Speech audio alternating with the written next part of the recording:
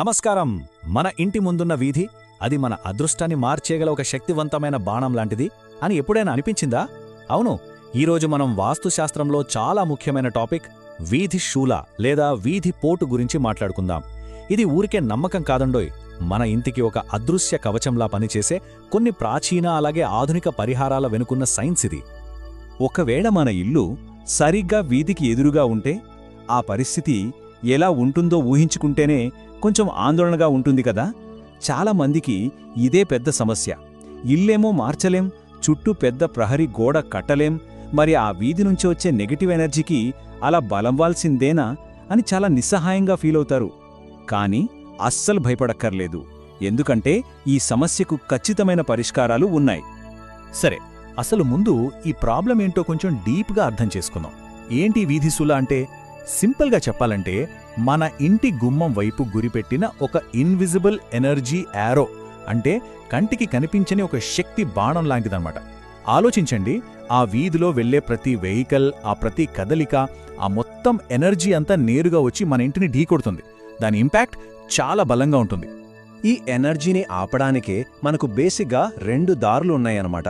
ఒకటి బ్లాకింగ్, అంటే ఒక పెద్ద గోడ కట్టేసి ఆ ఎనర్జీని పూర్తిగా ఆపేయడం. కానీ ఇది చాలా ఖర్చుతో కూడుకున్న పని, అందరికీ సాధ్యం కాకపోవచ్చు.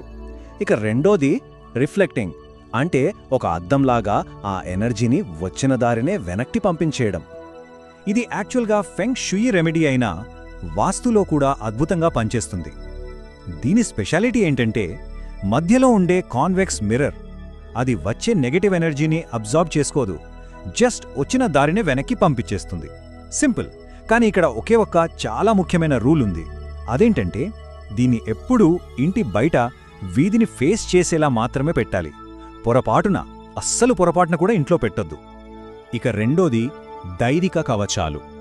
ఒకవేళ వీధిపోటు సౌత్ వెస్ట్ లేదా సౌత్ వెస్ట్ డైరెక్షన్స్ నుంచి వస్తుంటే కాలభైరవుడు మన ఇంటికి ఒక ఇన్విజిబుల్ సెక్యూరిటీ గార్డ్లా పనిచేస్తాడన్నమాట. వీధిపోటు ఎక్కడైతే తగులుతుందో ఆ గోడ మీద భైరవుడి రౌద్రముఖాన్ని పెట్టాలి. అదే ఒకవేళ వీధిపోటు ఈస్ట్, నార్త్ ఈస్ట్ లేదా సౌత్ ఈస్ట్ నుంచి వస్తుంటే అప్పుడు పంచముఖి హనుమంతుడు ఆ ఎనర్జీని తన గదతో తిప్పికొట్టినట్టుగా పనిచేస్తాడు. మూడో రెమెడీ చాలా పురాతనమైనది, తరతరాలుగా మనవాళ్లు ఫాలో అవుతున్న పద్ధతి. ఇప్పుడు చూడండి, వేగంగా వస్తున్న నీటి ప్రవాహానికి అడ్డంగా ఒక పెద్ద రాయి పెడితే ఏమవుతుంది? ఆ నీరు 2 వైపులా చీలిపోయి దాని ఫోర్స్ తగ్గిపోతుంది కదా. Same principle. వీధిపోటు ఎనర్జీ కూడా నేరుగా మన ఇంటిని తాకకుండా ముందుగా ఈ స్తంభాన్ని గాని లేదా తులసికోటని గాని ఢీకొని దాని పవర్ మొత్తం కోల్పోతుంది. నాలుగోది, ఇది కొంచెం మోడ్రన్ సైంటిఫిక్ వాస్తు రెమెడీ. మనకు తెలుసు కదా, కాపర్కి ఎలక్ట్రిసిటీని, వేరే ఎనర్జీస్ని గ్రహించి భూమిలోకి పంపించే గుణముంటుంది. దీన్నే మనం ఎర్తింగ్ అంటాం. సో మన గేట్ దగ్గర భూమిలో ఈ కాపర్ స్ట్రిప్ని పాతిపెడితే అదేం చేస్తుందంటే వీధి నుంచి భూమి ద్వారా వచ్చే ఎలాంటి నెగటివ్ ఎనర్జీనైనా ఒక స్పాంజ్లా పీల్చేసుకుని అక్కడికక్కడే న్యూట్రలైజ్ చేసేస్తుంది.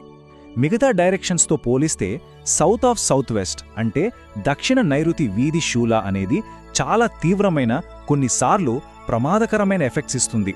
ఒకవేళ ఇంటికైనా ఈ డైరెక్షన్లో వీధిపోటు ఉంటే ప్లీజ్ సొంతంగా ఏ రెమెడీసు ట్రై చెయ్యొద్దు. ఇది ఖచ్చితంగా ఎక్స్పీరియన్స్ ఉన్న వాస్తు నిపుణుల పర్యవేక్షణలోనే సరిచేయాల్సిన ఒక సీరియస్ దోషం. ఇది మాత్రం గుర్తుపెట్టుకోండి. సో ఫైనల్గా మనం గుర్తుపెట్టుకోవాల్సిన విషయం ఏంటంటే వీధిపోటు అనేది భయపడాల్సిన శాపం కాదు, అర్థం చేసుకోవాల్సిన ఒక సైన్స్.